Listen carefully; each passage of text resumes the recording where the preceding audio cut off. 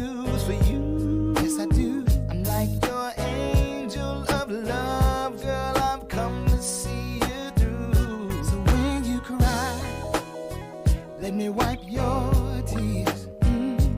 When you're scared, I wanna be there to calm your fears. When you're in need, baby, ring my phone. I'll run right over and we'll make love all night long.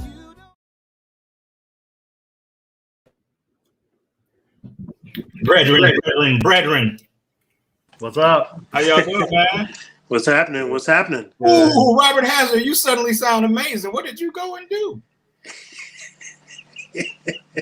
He's Robert. Hey, Glenn. The new name is Robert the Love Man. Yeah, I really believe Robert just don't like a man telling him what to do. So every time I told him to cut the volume down, he's like, "Forget him, I ain't doing that." He don't tell me what to do. Is it still loud? No, you're good. No. Maybe you whispering, but you sound amazing. Yeah, I'm trying to stay back, because you've got me triggered and everything about the mic and all this stuff, Dude.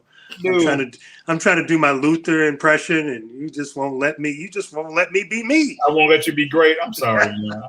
Man. While we wait on Mel Rob to join us, everybody's doing all right.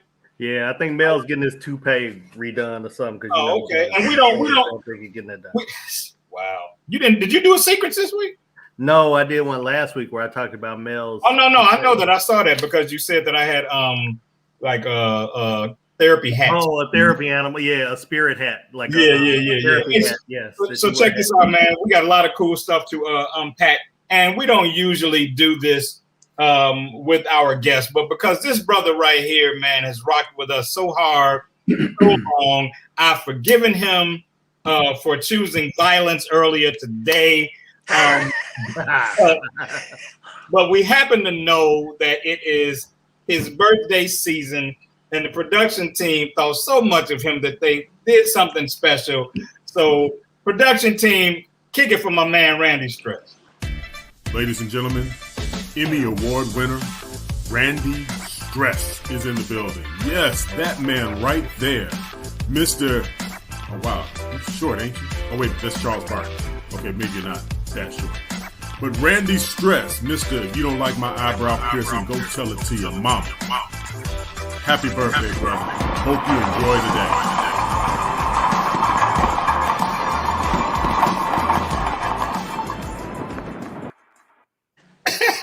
For your birthday, Randy. Happy birthday, bro. Y'all give Randy amazing. Give Randy some love for his birthday, man. Thank you guys so much for that. That was awesome. Hey, man, real talk, you're one of our favorites, man. And most of us don't know who is going to be on with us until the week begins. So whenever we see it's you, man, it's almost like, oh, we can kick it. We can be ourselves and let none of us have hair except for Mel and the hair that he bought. But cheers to you, brother. Yeah. So happy birthday, big dog. And you in town, right? Are you? Okay. I really shouldn't have asked you that because maybe you didn't want anybody to know where you was at. But it was already out before I got reeled it back in. Yeah, they know I'm in Chicago. But you didn't did that live post and everything, going to visit Auntie Sally. Yeah, all the women that's inboxed me about Randy. Yes, he's in Chicago right now. They called me though, Randy. I'm gonna tell you. I know. They called me. Wow. I'm like, is he in town? I didn't know what to say. Got many DMs like y'all talking about. Like I'm like us for you. Hey Randy, you sound like me. I had the privilege of shooting Kennery, another one of our guests, a couple of days ago, and we were talking about the stories that women tell you. And I told him, I said, I've been told that I was a great mate and a great catch by so many women that didn't want me. I figured somebody was lying. They must be lying. So you like all these DMs I'm supposed to be getting. I ain't getting Nathaniel. Like, man, I ain't seen nothing. I'm like, I guess they talk a good game, but okay. Right. Hey, man, but I speak for everybody, man. We always glad when you rocking with us, man. And we look forward to your insight and everything that you're going to share, man, for the next hour. So, welcome welcome. Glenn Murray, Robert Hazard. How y'all doing, man? I'm good. I'm having my own private wine tasting here. So I have this. You ain't gonna tell us what it is, or be sued for telling us what it is? Cote d'Aron. If you want a really good wine, it's a little bit in the middle in terms of taste. Cote d'Aron is a great wine to have. It's a great date wine. Something you can do with, you can drink it by itself. You can drink it with a little beef.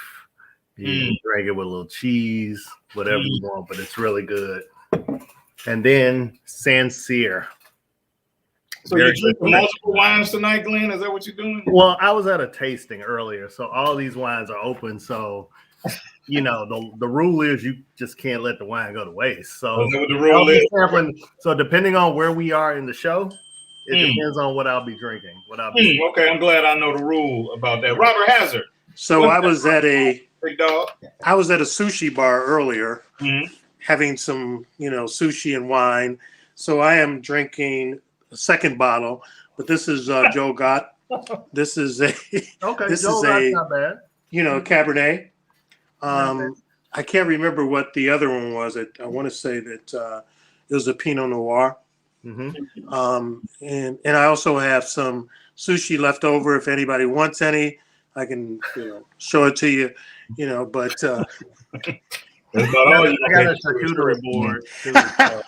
Oh, is that what that is? Oh my God! I thought you had some cheese or something in your mouth. I could just tell. Mel's not here, so somebody's got to be eating. So I'm going to take the place of Mel. I'm like a standing in for Mel Roberson eating tonight. Yeah. So, and Sean, we know that you're probably drinking. Oh, is that what that is? Okay. Tita's talking about some. Cote d'Aron. You're familiar with that wine that you mentioned. Yes, it's very good, and this is a great brand as well, and it's affordably priced. So I would recommend it. I would say the name of it, but they're not paying us for advertising, so we won't be doing that. Mine was $9.99. Okay. Well, maybe a little bit. You really splurged on that one. Yeah, this was the other one, because I was trying to impress, was a $25 bottle of wine or something. So that one. Trying to impress, Robert? That's the story. Yeah, really. Yeah. So a whole $9. Who are you trying to impress? So are we ready to get going yet? Did Rob deflect? He deflected, and he did it nicely. He did it nicely. An artful deflection. Before we get going, I am holding fast to my dry October, and we are almost halfway through the month, and this is LaCroix. I have not had, see that, Randy? I have not had bourbon or whiskey since September 30th. So I am, and it's gotten easier. My bar does curse at me when I walk past it, but I ignore it. So your bar is like, you want us. Right. My bar is wearing a short skirt. Trying to get my attention. I'm gonna get canceled like Dave, man. Listen. Is Mel coming tonight, or are we without Mel tonight? I was really looking forward to him being a part of this first subject matter. And nobody's answering. So okay, that means. So I don't know. All right, so we gotta get into the John Gruden thing. And I want to get into it. Thank you, Keisha. I want to get into it from. Not so much the standpoint of him being fired and whether or not, we live in that culture now where something you said 10, 11 years ago can still come back and basically wreck what you're doing right now. I don't know how I feel about that reality. But one thing I do know is that there seemed to be some ambivalence about his punishment when the only thing public known was his racial comments. DeMaurice Smith, I want to say, as an exec, he said DeMaurice had lips like tires, like car tires, which of course, is I don't know who would try to paint it a different way, but that's a racial racist. No, Sean, that wasn't racist. He says that about everybody that talks a lot, that they got tire lips. Yeah. I'd like to know the white guys that he said that about. That's me. But and it did seem like the minute the other groups were brought into, then he got fired pretty quickly. As Chappelle would say, the alphabet community. Once it was known that he had, said some things about them, it seemed to be a lot swifter. They say he resigned. Nobody believes he resigned.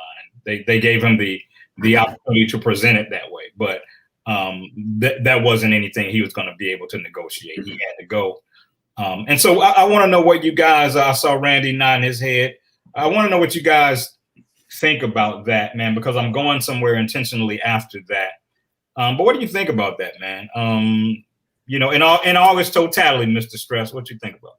I mean, didn't he say something before a while back and they just kind of brushed it under the rug, like maybe 5 or 6 years ago, maybe a little longer? He said something and they kind of gave him one of those. And now all of a sudden it comes back and it I know it's going to sound horrible and people are going to get mad at me, but when it was Black, it was a hand slap. He still coached that Sunday. I mean, that happened before Sunday's game. He was still on the sidelines. But now that it ain't Black, all of a sudden it's like, yo, he got to go now. And I'm kind of getting tired of that. I'm like, yo, can I get some of that LGBT justice over here? Because man, and that's kind of where I'm going ultimately. Robert, what were your thoughts about it, man? Did you spend much time thinking about it, or? I spent a little time thinking about it, but the thing about those emails that got him in trouble were emails from before. So people didn't really, I mean, they knew that he had some sort of, he could fly off the handle and be racist and say some stuff, but nobody said anything. Mm-hmm. Why was that because he was winning games, or what was the reason behind that? Mm-hmm. So I think I've heard that he doesn't have this super loyal following among players of color that you might think. So that leads me to believe there is some legitimacy to what you're saying. I think there's always somebody who's advocating for you. Yep. You know what I'm saying? And that's how you're able to do your dirt and get away with it. Yep. In corporate America, that's in wherever. There is somebody who is advocating your bullshit.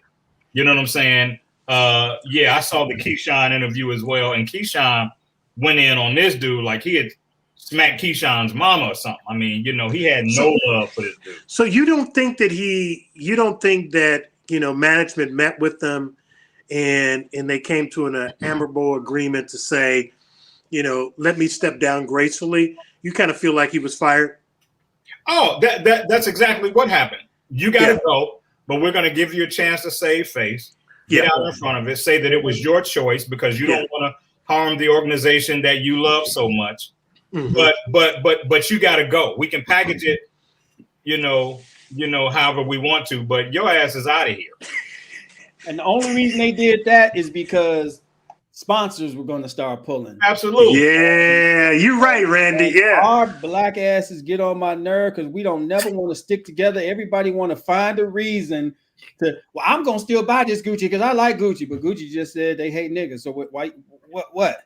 At the end of the day, green is the color, Randy. You know what I'm saying? Yep. Ray Rice survived until the sponsors started pulling out. He punched his wife out, knocked her out in an elevator. They were like, "You talking about Ray Rice? Player? Yeah, Ray yeah, Rice. Yeah. I remember that. Yeah. And until the sponsor said, "Nah, we're not doing this," then it became an issue. So, and I mean that video was brutal enough that just the sight of it should have made them make the decision. But it wasn't until it started to affect that money, right? And they were like, But this is in line with this, but it's separate. Mm-hmm. We have political figures, we have religious figures, and things like that, and we've seen it before where somebody gets into trouble, but because they're a great pastor or spokesperson or something like that, they get a pass, right? Yeah. They do. Yeah. But here's the thing, I can name a pastor if you want me to. That's Randy. I was trying not to. I was trying.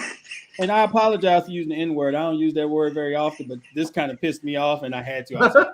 Oh no, we use it sometime. It's all right. Blame me. Blame me. Yep, usually. No, blame it on the alcohol.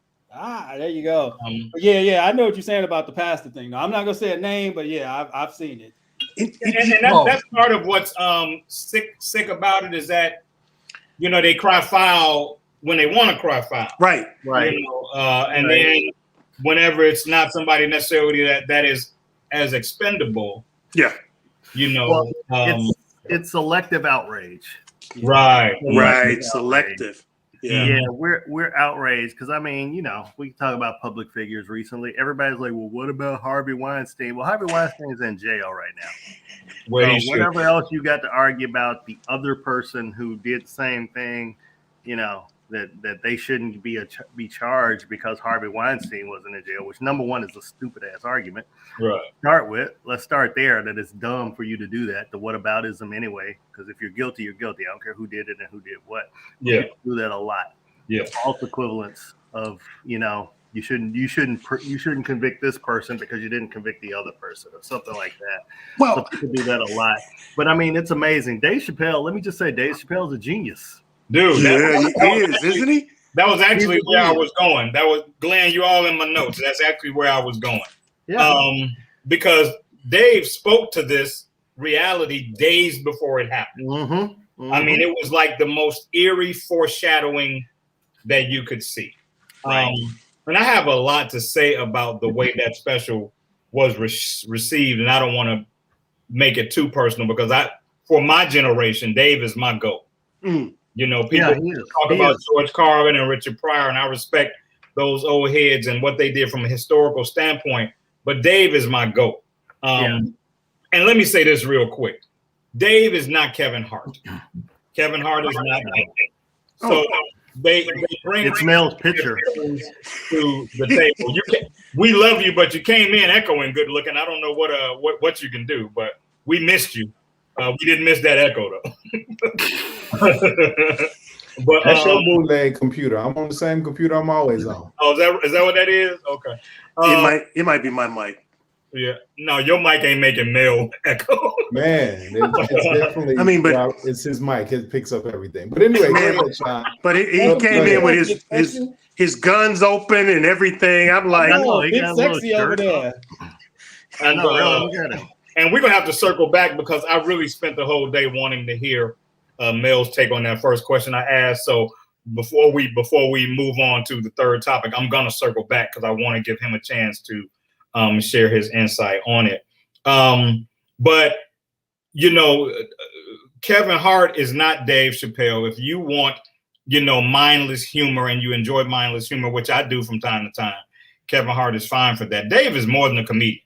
Yeah. Dave is a commentary in himself on the world at large. You know what I'm saying? Like he's a totally different dude. And I think a lot of times people are uncomfortable with the humorous take he has on weighty subjects. Right. I think here's what I think and why I think he's probably, if not the greatest, he's really up there.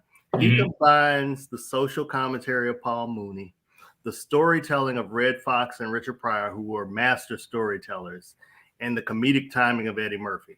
And it's all rolled into one package, and that's Dave Chappelle. And he does some intentional shock value just to keep you humble. Just to keep you humble. Just because it's crazy as hell, to say it. But with that said, he spoke to this, man. He spoke to the fact that everybody's movement trumps ours. And when he said he's not the only Black person that felt that way, I felt that because I have felt that same way. There have been times when I felt like other groups were able to hijack our movement, no matter what it was, whether it's just civil rights or you take something like Black Lives Matter and the next thing you know, it's, lesbian school teachers matter. You know what I'm saying? Like everybody can hijack our movement and do better with it than us, and ours has lasted the longest. Right. Here's what people missed, and this was early on in the show that he did. He talked about the baby and how the baby was canceled Yeah. Because he went and talked about homophobic things, which I understand that and get it. He's like, the baby shot somebody in Walmart. Right. You never heard about that. But until he came out against gays, it became an issue. Then all of a sudden the baby gets canceled. He doesn't get canceled for being, attempted murder. He gets canceled for saying something. Now I've heard that there's an element of story where his daughter was in danger, and that might be true. But then you talk about the John Gruden thing, like you said. John Gruden said something about DeMaurice Smith about his lips. Yeah, and he was like, "Oh no, I'm not racist. There's not a racist bone in my body. Okay, we're good." He said something about Michael Sam, who was one of the first openly gay players in the NFL, called him a queer. Yeah, which was his way of being derogatory about it. And all of a sudden, it was over. It was a wrap for him after that. And to say don't they go by queer though? Huh? Don't they go by queer? They do now. I think the way he said it was the way he delivered it, though. Yeah. Yeah. And that's part of what Dave said too, is the fact that those groups get to change the rules whenever they want to.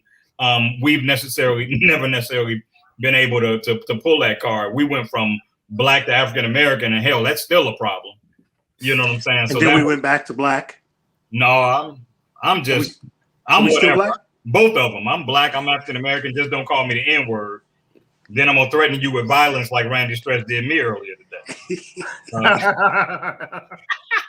But yeah, man. I think Dave is way ahead of his time, and I also think that's why he said this is gonna be his last special for a while, because he knew he was gonna ruffle some feathers. He knew it was his last special in his commitment to Netflix.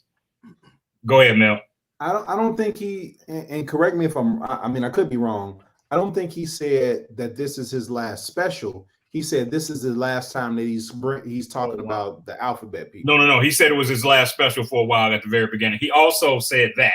He said that at the end of the special, but at the very beginning, he said it was his last special for a while. And then he went on to say why he had talked about Detroit so bad and that kind of thing. But if you rewatch it, yeah, he did. And plus he had a sixth special, I want to say, deal with Netflix, and this was the sixth one. This was the last one, which is why he called it the closer.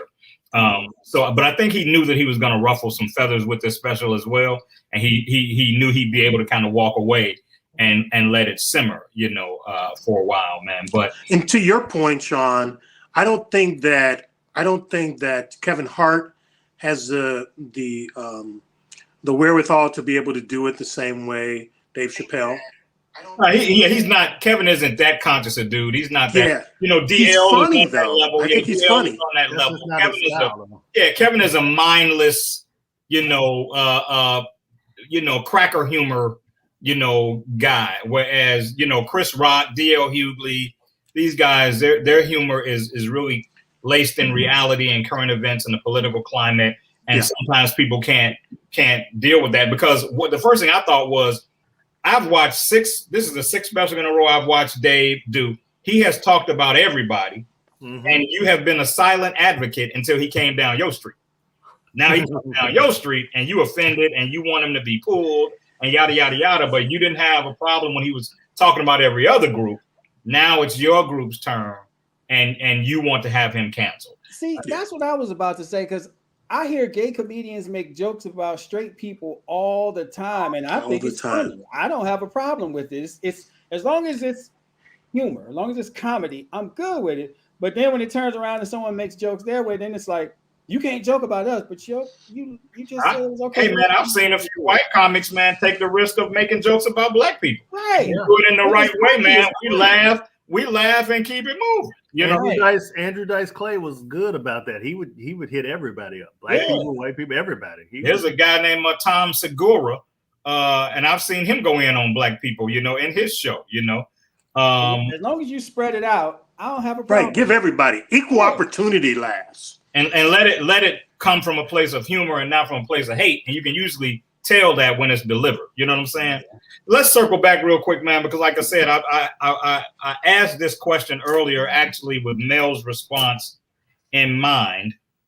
So I want you to get a chance to chime in on the John Gruden firing, but not just the John Gruden firing, the aspect of it that we were just talking about, which is when it was known that he had made the racist comment about the brother. He still coached that Sunday. They were still trying to figure out what he was going to do or what they were going to do with him. And then the minute that history of emails revealed things like Randy mentioned, the queer statements and that kind of stuff, all of a sudden, the decision was instantaneous. And I just wanted to get your take on how that played out. First of all, my apologies for being tardy. I honestly thought today was Wednesday. Hey man, we just glad you're here, Doc. We just glad you're here. So, all day long, I've been approaching today like it was Wednesday. We didn't have our normal thread of comments of stuff we were going to talk about on the show. So yeah, I was watching clickbait and I saw a text from Glenn. I'm like, oh, it's Thursday.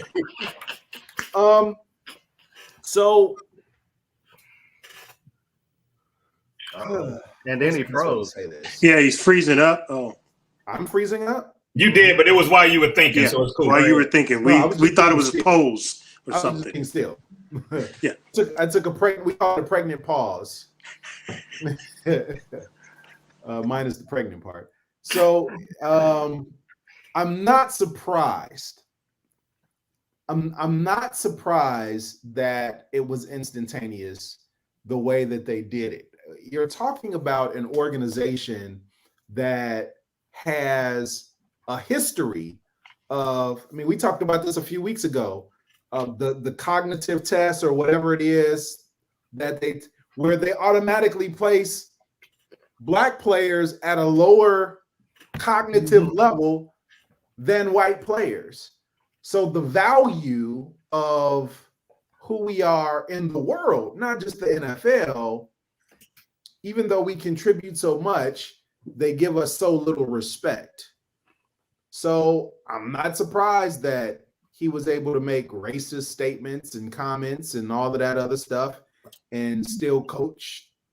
I don't even think there was an apology before the game. Didn't the apology come after the game or something? After the game, right? Yep. Yeah. He said the most ridiculous thing. There's not a racist bone in my body, which to me is as ridiculous as I don't see color. Those are the two dumbest, most fake. Well, no, I understand what people mean when they say I don't see color, even though it's not true, and they don't have the ability to understand by them saying that it's really a disrespectful thing because you're not recognizing it. I understand what they mean when they say that. Oh, I understand it too, but it doesn't change the fact that I think it's ridiculously. Well, here's the thing though. But to say there's not a racist bone in my body when you've said racist,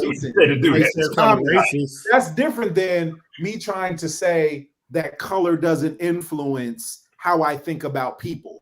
That's a true statement. That could be a true statement. To say you don't see color is just an untrue statement. Well, here's the problem. Truth is in the eye of the beholder. Well, now let me say this, Glenn. Before you say that, let me say this. This is why that's an untrue statement. Because when you say I don't see color, what you're saying is you don't respect the reality I live with every day. That's what they're saying. No, but that's what that is. That's what that is to you. They can't speak from a place that they don't understand, bro. But if you can't see me and see that I'm a Black man, and know that I deal with what Black men deal with in this country. How do they know that that's what you deal with, bro? You would have to know that's what you deal with. That's exactly the point. To not know the plight of Black America, dude. You can be in the farthest suburb in the world, and you know to some degree the plight of Black America. So to me, if you can look at me and ignore my skin color, and then you're ignoring my story. So we can agree to disagree. That's what it's going to have to be. That's what it's going to have to be. Because that's a struggle right there. A person only has their own experiences and stories and how they see things. There are things that we've been through. Prime example, there are things that we understand by being in a fraternity that people that aren't in the fraternity aren't going to understand. And they'll never understand. Even though they see us and they think they know what we are, and they're never going to have the understanding. But we can't compare that because that's such a small subculture of a larger culture. There are Black people that don't know anything about there are people that went to college that don't know anything about that aspect. And that is true. Mm-hmm. And that can be said for anybody. That can be said depending on a person where and how a black person was raised, because there are blacks, and I've been all over the world, and I've met people from different cultures who don't understand the plight of a black man in America because they were raised in a different part of the world. If you're out of the country, I can halfway get that. If you live in Chicago and you tell me you know nothing about the plight of black people, I think you're lying. But no, I think you're both right. And yeah, I think so. We need to split it down the middle because there's lived experience, and that's what Mel is talking about. If you're lived experience, there are sheltered people that were completely sheltered growing up that grew up in my neighborhood because their mom and dad sheltered them. Their experience wasn't the same as mine. Right. And so we can talk years later about stuff, and they were like, I had no clue that was even going on. And you live 3 doors down from me. Yeah. Or they live in my house. This is my sister's, we're talking about, the shelter piece of it, Mel. So I get what you're saying. I think race, for me personally, race is too big to put in that category. You know what I'm saying? Like, I understand somebody down in the block and they have no idea what's going on in your house and in your life. I get that. But race as it exists, because you have your own race, right? Everybody that will be in that discussion has their race, and they know what race means to them. So I just don't buy you being that oblivious. Now, I believe that you don't care about what's going on with that race. But I'm not saying that from a malicious standpoint. I'm just saying that it doesn't interest you. You don't care about it because it doesn't affect you. Right. It's probably because it doesn't affect you. It's because it doesn't affect you. And that's the point. There are people that's at the core of it. Yeah, there are people that live in areas that just don't have black people in them. I'm sorry. Right. There's places where we're not at. But they have televisions. But they don't necessarily watch it. That doesn't mean and that's CNN that they have. So it's the television that has influenced what they do think in terms of that particular argument. All right, so let's switch gears a little bit. This is not the male Sean Wilder Fury fight. Well, y'all going at it. Did you kick Sean? Did you kick Mel out, Sean? What you do? You said something that triggered Mel, so Mel jumped out. He probably saw my note about the delay that he had earlier. Are you triggered, Mel? Or are you okay? No, I'm fine. I don't care. Mel ain't never triggered. He's a spirited debater, just like I am. I told him why he was home. This is not Mel versus Sean, Fury versus Wilder. This is not that. Sean's his hosting duties have gone to his head. Now he's kicking people out the room. I know, right? I mean, telling me to cut down my mic. I know it's everything. I can't even kick nobody out of the room. I get kicked out of the room. Well, you didn't told me to get a new mic and everything. I feel that wasn't just me, So let me ask you this, man. Let's switch gears. We already over half. It goes fast, especially when we're debating. It goes fast. A question came to me: is it possible to be driven to cheat? Is it possible to be driven to cheat, Glenn?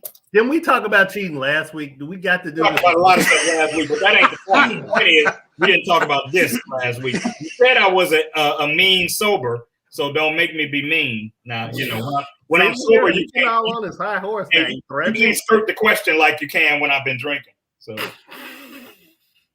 So can people be driven to cheat? Mm-hmm. No. Can you drive yourself to cheat? Absolutely. Mm-hmm. But can you be driven to cheat? Yeah, you can be driven by yourself, by your own impulses, by your own desires. But ain't no Uber gonna take you. You ain't going in an Uber though. By your own stupidity. Yeah, you can cheat. Yeah, but you can't blame somebody. Oh, you made me do this to me. No, you did it to yourself. Robert Hazard, can you be driven to cheat? Absolutely not. I don't think that just because she's not giving me any, and it could be a consistent thing. That was the reason. Wait a minute. Well, I mean, because what's the reason? I mean, when we think about cheating. Hey, man, I've known people that have cheated, and it didn't have anything to do with the sexual dynamic in their relationship. Something else that they felt like they weren't getting, and most relationships manifest themselves. I think it's. I feel like I'm echoing or something. I'm hearing something, but no, I don't think that people are driven to cheating. Yeah. But to revisit what you were saying, I just want to make that clear. I don't think that cheating is always about what the sexual dynamic in the relationship is. Right. It's about the absence of something that makes you seek companionship with someone else.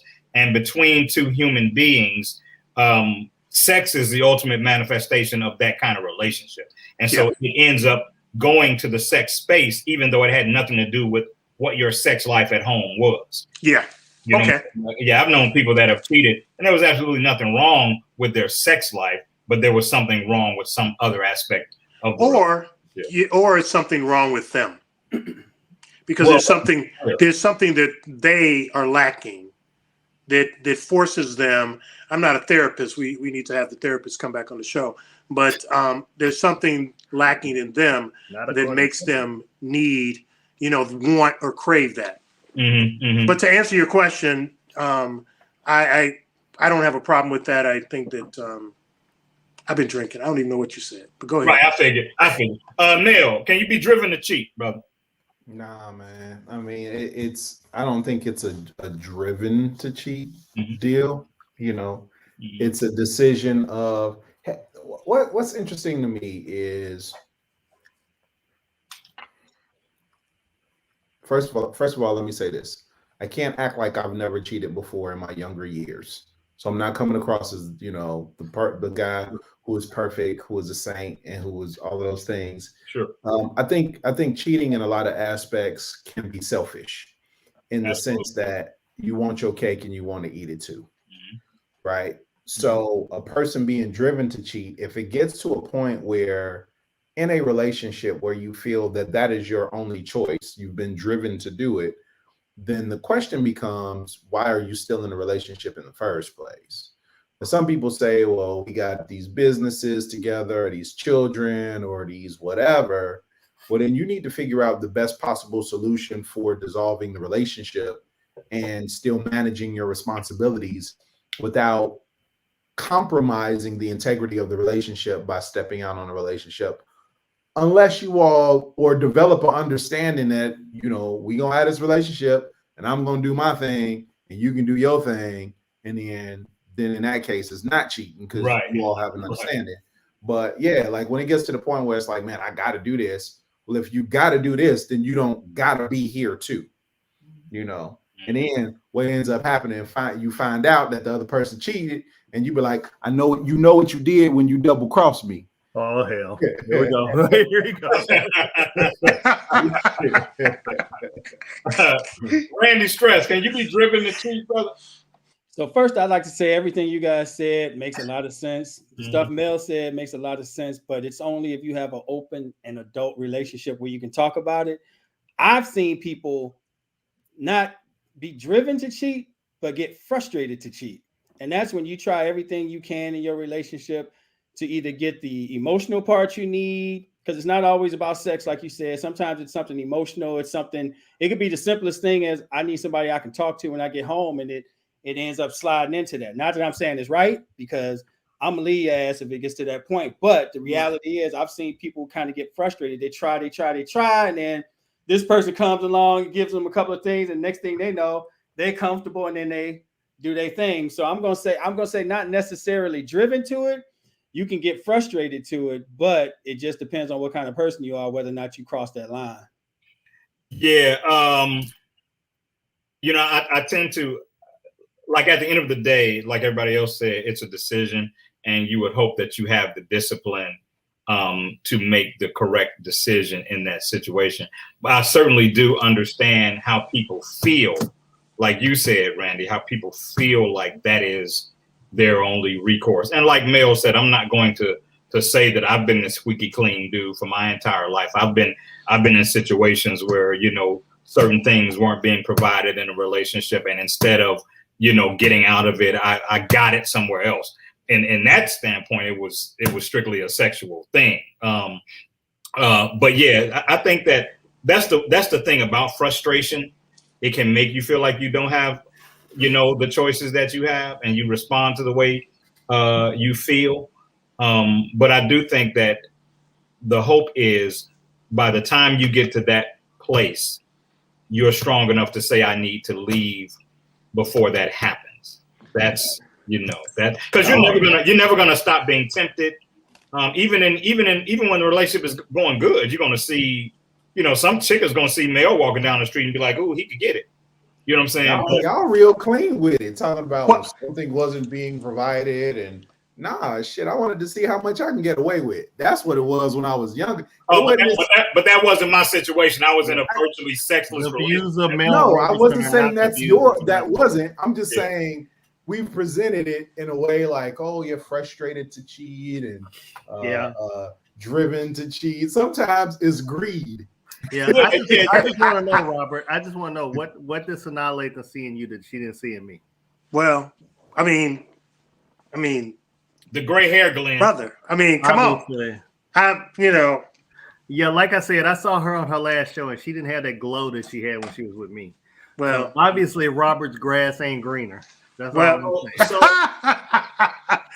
saying. But here's the question. Here's a question for you, Sean, and for I'm curious to know, what do you think the reasons are that men or women do cheat? Yeah. Well, let's is that a different topic? I'm sorry. Oh, no. That's in the wheelhouse. Let's bookmark it because the production team sent something down, and they said, does cheating have to be a sexual act? Do you have to have sex to cheat?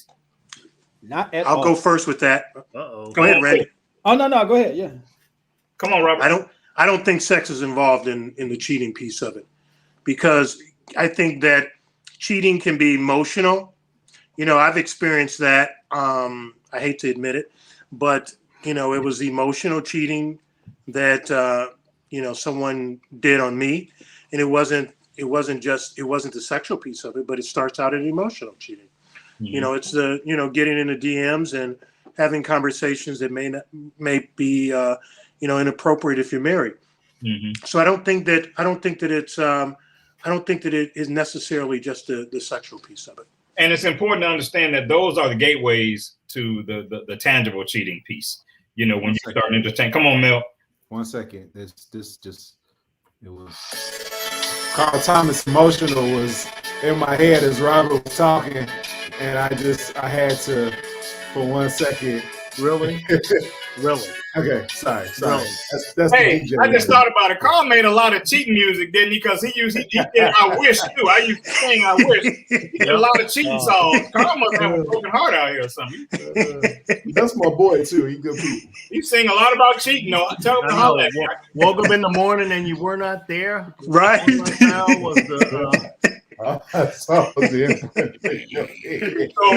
So Mel, talk to me. And I see Kennery's using one of our amazing pictures from our photo shoot on his profile. Talk to me. Does it have to be sex to be cheating?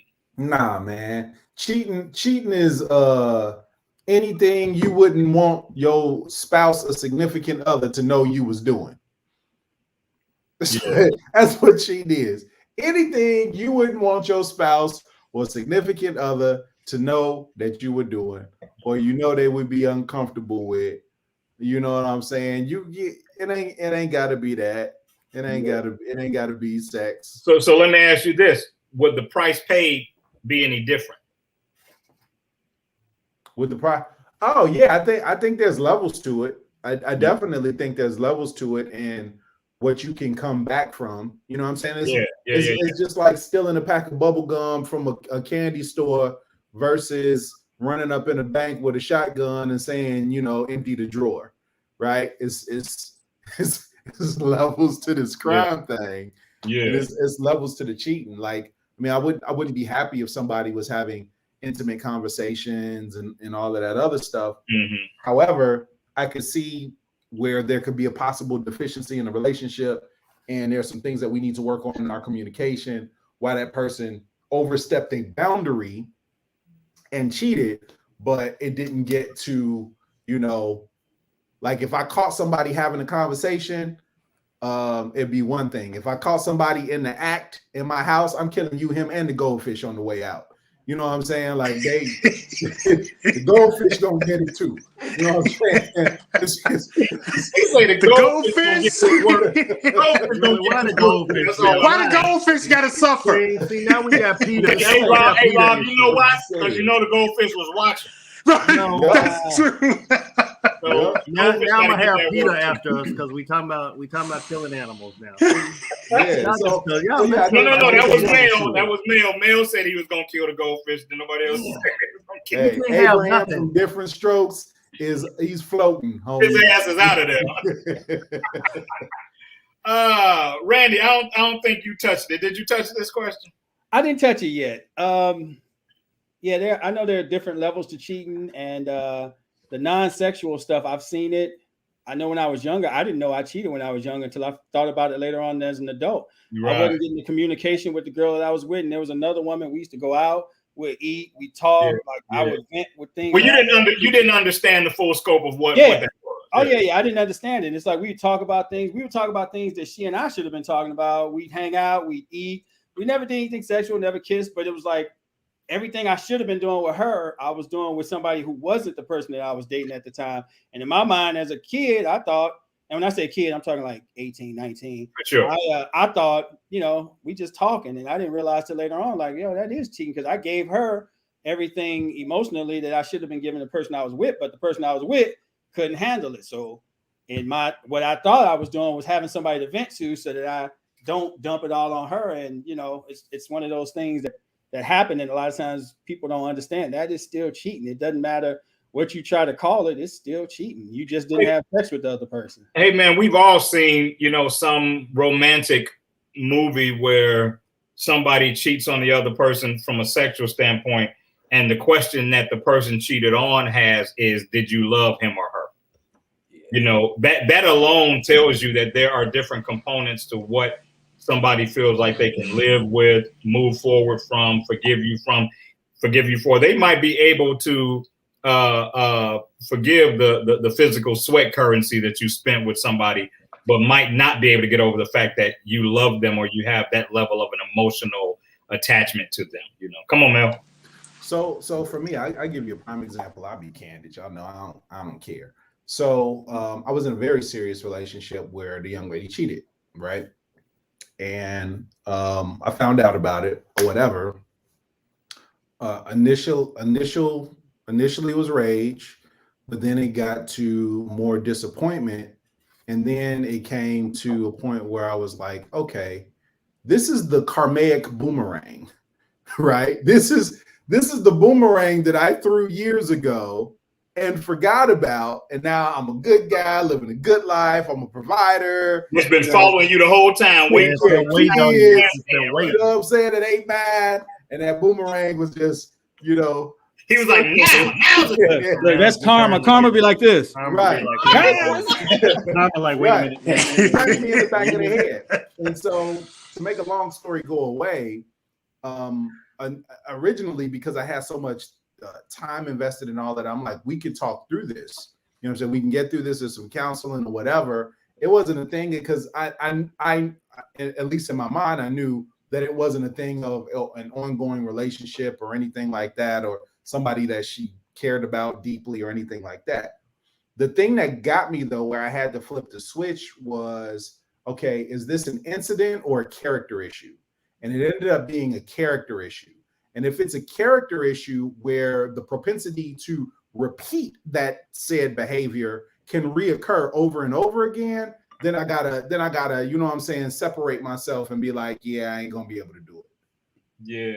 See, I like what he just said, because a lot of women think that guys don't want their girl to cheat because you can't picture her with another guy, and it's not always about that. Like for me, it's like, if I'm doing right and you cheat, what you gonna do when I mess up? Like if I fuck up, if you can cheat on me when I'm doing right, when I fuck up and say something stupid or make you mad or whatever, then you really gonna act a fool. And Randy, and let me put another spin on it. Once you have lived through that, having a mate whose response to being unhappy is infidelity, and that's a hard thing to resolve as you move forward in relationships. It's a trigger, to use Rob's word. Come on, Mel. The other thing that's amazing to me is when the cheater makes it more about how you found out or how their privacy or whatever was violated. Yes. Why were you looking at my phone? Hey, you know what? I had a relationship end a couple of years ago because I caught her cheating, and I never told her how I knew, because I knew her enough to know that when you find out how I know, you're going to deflect about what the actual issue is, and you're going to try to play victim on me. Some people, they need you to show them the proof before they're going to concede it. Now, here's the reality: if I showed her the proof, there's nothing she could have said to deny it, right? But as long as she didn't see it herself, it was a lie she felt like she could hold on to. But I knew her well enough to know, if I give you this information, this space is no longer going to be about your infidelity. It's going to be about how I found out. So, yeah. So do you think you could ever forgive somebody? Me and our super producer, Keisha Rose, had a conversation about this. And she was like, guys don't forgive. She's like, y'all walk away. She's like, women forgive if a man cheats on a woman. If a woman cheats on a man, y'all cannot and these were her words, y'all can blame your boss. Men can't handle it. That's well, you know what? I think this is what I'm saying to Keisha. Hey, Glenn, check this out. I feel like I may have mentioned this last week, and if I did, I apologize. I think the absence of truth in that statement is the fact that men aren't prepared for it from early on, as women are. Women are taught early on, you're going to kiss some frogs, you're going to turn some bad corners before that prince reveals himself. Men aren't taught that. We're taught to find that special girl and ride on off into the sunset. Nobody says Shaniqua is going to give you VD when you 17. and then Carmela is... I don't know the name. Shaniqua should have given you a hint, though. Right. Carmen's going to fuck your best friend in college. You know what I'm saying? Like, guys aren't really prepared for that. So when the reality of that hits them, they like, I don't know what I'm supposed to be doing. Whereas little girls they already know. We gotta hit some potholes first. My answer was, damn right, I'm gonna leave. You're right. Okay, I'm guilty. I'm not gonna leave. Infidelity would be the ultimate end of a relationship for me. We'd have to, talk about how it happened, why it happened, that kind of thing. It could ultimately be, but I wouldn't say without that conversation that I knew it would be. Well, I think that the ultimate, for me, leaving, because I have cheated in the past. So I have this thing that, I want to forgive and forget. So I'm going to give you an opportunity, as well. To dog me again? To redeem yourself, to redeem yourself, because I know I'm not perfect. Mm-hmm. But, even in some of the therapy sessions, that I've gone through with people that I wanted to know. I just wanted you to admit, right. Did you cheat? I know I saw it in your phone, but did it really happen? Randy, like we got about 7 minutes, and I want to throw y'all a real organic question. I'm laughing at Randy. Wait a minute, Randy. Come on, Randy. Randy been like Mel. He getting right up in the camera. Go ahead, Randy. Tell us what. I'll make it short and sweet. To hell with redemption. We too damn old for this. We grown. If you want to be with somebody else, either tell me you want an open relationship or get the fuck out the relationship. You're a selfish ass motherfucker, and that's all there is to it. And back to the women thing, I know 3 women right now who still with their husband who cheated, and it was 10 years ago, and they still bring it up. And he trying to be good, and they still bring it up. So don't give me that women can handle it crap either, Keisha. I saw what you put in the memo down there. Okay, I'm done. They know what they did. They know. Let me ask you this. How would you handle, we got about 6 minutes. How would you handle your interest in a woman and you knew we don't care about, but you're interested in a woman that you know is being cheated on? So this is a woman that you like. I'm from the old school, right? So to me, you can't get it that way. You get it by your merit. Like you can't get a woman, like say for example, hypothetically, it's somebody's woman you want to take, I'm just gonna put it out there because this the fellas and y'all just listening. You decide I want to take my man's girl, but you also know my man is cheating. I guess against the rules to use that as a weapon to take his girl. You have to take his girl on your own merits. On your own merits. Is she good looking though? Yeah, how of course she's good looking. Let's discuss the girl. Yeah, let's talk about some, particulars. If you pursuing somebody that ain't good looking, Robert, that's a whole nother show. Man, I just need to know what is this a Sanaa Lathan? Is it Janet Jackson? I want to know. Well, we've had that conversation. Being fine don't get you no pass. Either it is what it is. But I want to know, how do you handle that? Do you guys use that to your advantage? Now, here's the rub, though. If she finds out, say you take a male, and she finds out later that you knew she has been cheated on, she gonna have a problem with you knowing and not saying it. But most of us come from a code where we couldn't say it while it was happening, if that makes sense. Is she like an 8 or a 10? I'm just asking. Right. You wouldn't be pursuing her if she wasn't a 10. What are you talking about? True. Okay, you're right. So you got me on that one. All right. I turned 45 last week. You did. Yes, you did. Yeah. And here's where I am now. I'm gonna take a Randy thing. We too old for this shit. I'm not interested in anybody who's taking period, whether the man is cheating on him or not or whatever. I dealt a while ago with somebody who was everything I wanted but available. Right? And so wow, here I am, and they at the tail end of their relationship and all of this other stuff. And it's like, how long does that, you know what I mean? Like it's like I want Glenn's car, but it belongs to Glenn. It doesn't matter how he treats it. It's still Glenn's car. My car. He pays the note or owns it outright. You know what I'm saying? It's not on a lot available for me. So I really don't care I might care because I care about the person if she's being cheated on or not, but I'm not gonna say anything. I'm not trying to take. I'm no longer interested in people that are not available. Yeah. So it's not even a thing for me personally. That's a good point. It's not on the market. I feel the same way. I don't want somebody else's problem. Not that she's a problem. I'm just saying if you're attached to somebody else, I don't want all of the emotional trash that's going to come from you jumping from him to me. Now I got to go through all of he did this and he did. No, I want somebody who healed and passed it. And then we can jump into this thing together because I done been through mine and I ain't trying to deal with that. Yeah. From somebody else. Get over it. Get it out your system. Get single. Be single for a minute.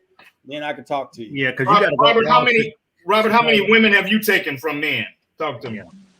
Well, I've been married, so I haven't taken any. The men have taken some stuff from me, possibly. Robert answers every question with, "Well, I've been married."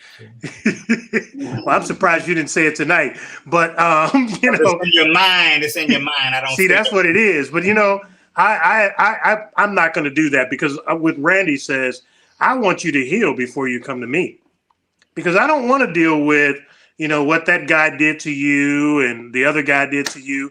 I really don't want to hear that while we're doing our thing. You want to do your own damage to her, right? Yeah. Damn. Hey, Mel, he probably didn't hear that good because I heard it later. Dog, what's up, man? I thought we were dogs. It's gone to his head, Rob. Man, I told him. We are, Robert. As a matter of fact, I need to have a conversation with you post the show tonight. I got a question I want to ask you about something. We are dogs. You my man. As a matter of fact, of everybody on the screen, you're the only one that's been to my crib. So Yeah, and I want that Blanton that you got. You still got Blanton? Yeah. Yeah, so I want to drink up the rest of it. Hey, man, we got 1 minute left, man. I can't stress, no pun intended, I can't stress enough how much we enjoy having Brother Randy with us, man. I'm already looking forward to the next time you rock out with us. To my brethren, I'm glad that we're back for the second half of the season, man. I'm looking forward to the rest of everything going through the season, man. And to everybody watching, we thank you all periodically, but collectively, we thank you guys for rocking out with us and encouraging us. And we're always seeing new faces, new voices, new contributors, on the thread. And maybe one day we'll be able to do this in a different format, man, and have an audience and really, really, do it on the next level. But for right now, this is what we got. and you guys have made it incredibly special for a long time. So from the cast of Live from the Cave and all of the guests that we've had, I thank you. And until next Thursday at 9 p.m., we'll see you then. Deuces.